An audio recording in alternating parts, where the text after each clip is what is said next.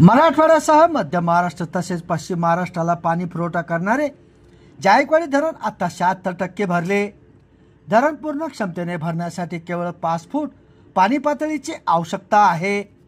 धरणात सध्या 11,000 क्युसेस प्रति सेकंद पाण्याची आवक सुरूच असल्याने धरणाची पाणी पातळी झपाट्याने वाढत असल्याची माहिती अधिकृत सूत्रांनी दिली।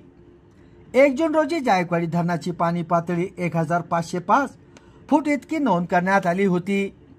मात्र नाशिक जिल्ह्यात जोरदार पाऊस झाल्याने गोदावरी नदीला दोनदा पूर आला। यामुळे जायकवाडी धरणात पाण्याची आवक झपाट्याने वाढत गेली। दरम्यान रविवार 13 जुलै रोजी सायंकाळी 6 वाजता धरणात 11,000 क्युसेस प्रति सेकंद पाण्याची आवक होत असल्याचे सांगण्यात आले।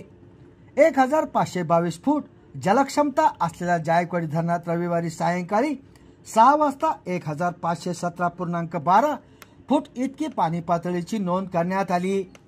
धरणात एकूण पाणीसाठा 2354.254 दशलक्ष घनमीटर इतका असून यापैकी उपयुक्त पाणीसाठा 1632.148 दशलक्ष घनमीटर इतका असल्याचे पाटबंधारे सूत्रांनी माहिती देताना सांगितले। सध्या धरण 76% भरले आहे। येत्या काही दिवसात धरण पूर्ण क्षमतेने भरणार असल्याची शक्यता अधिकृत सूत्रांनी दिली।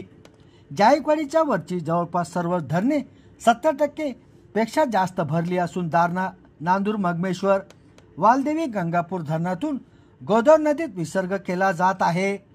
या धरणातून केला जाणारा विसर्ग जायकवाडीत सातत्याने झेपावत असल्याने धरणाची पाणी पातळी झपाट्याने वाढत आहे। यंदा जायकवाडी धरण 16व्यांदा भरणार असल्याची शक्यता वर्तवण्यात येत आहे। दरम्यान जायकवाडी धरणात समाधानकारक पाणीसाठा उपलब्ध झाल्याने शेतकरी उद्योजकांमध्ये आनंद व्यक्त केला जात आहे। इतकेच नव्हे तर संभाजीनगर महानगरासह जालना जिल्ह्याला वर्षभर पिण्याचे पाणी वितरित करणे शक्य होणार आहे। धरणाच्या स्थितीवर धरण अभियंता मंगेश शलार, यांत्रिकी सहाय्यक गणेश खराडकर लक्ष ठेवून आहेत। संभाजीनगर समाचार न्यूज चॅनलसाठी सुनील टाक।